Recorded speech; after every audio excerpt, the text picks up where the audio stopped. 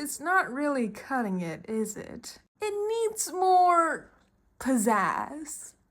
But how? Number 1.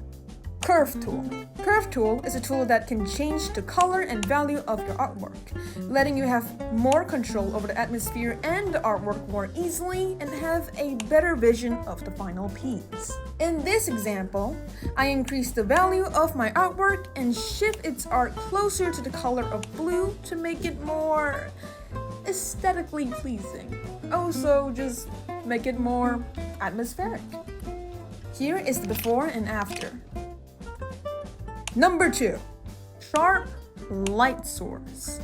This basically heightens the value in your artwork even more and give it the illusion of more detail.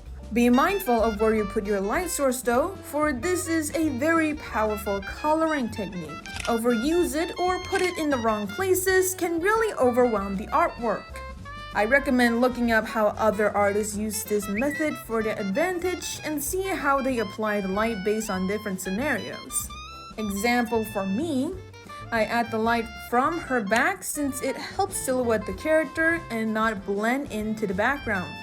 But also use this opportunity to make the piece pop by having a higher value and more detail. Here is the before and after.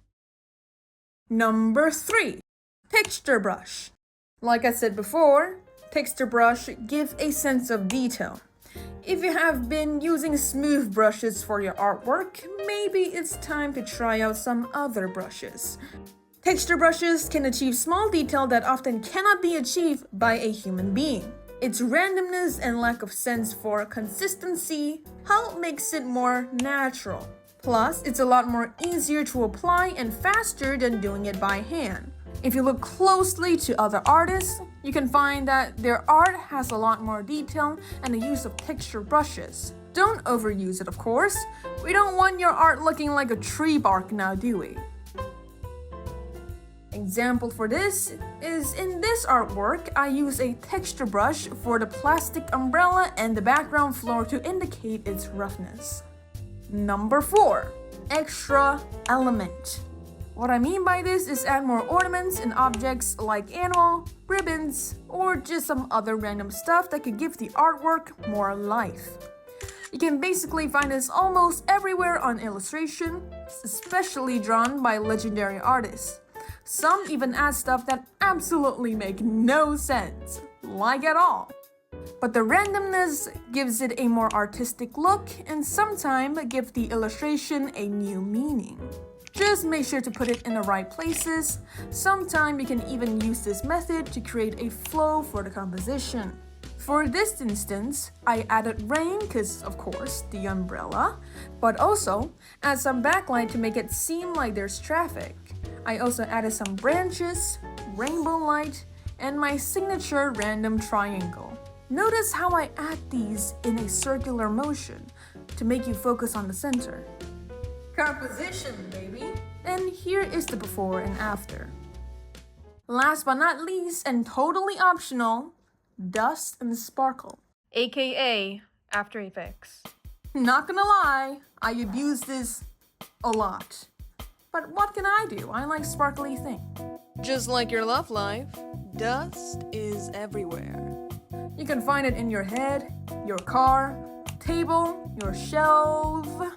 And who's to say to get rid of such inconvenience for my nose to not appear in my artwork? This just helps you easily to add more detail and somehow make your character glow even more and make it seem like they shed sparkle.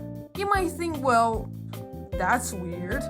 But with close inspection on other artists' method of coloring, you'll soon see that yes, this is a real method to make your artwork look better and more alive. And just like that, I added some dust and sparkle and yeah, the end result is done.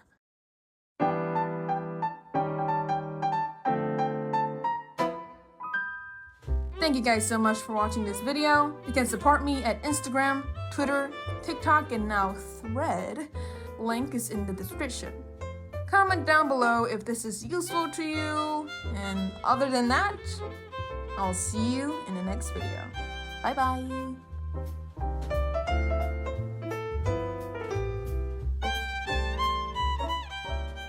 Should I draw Kana?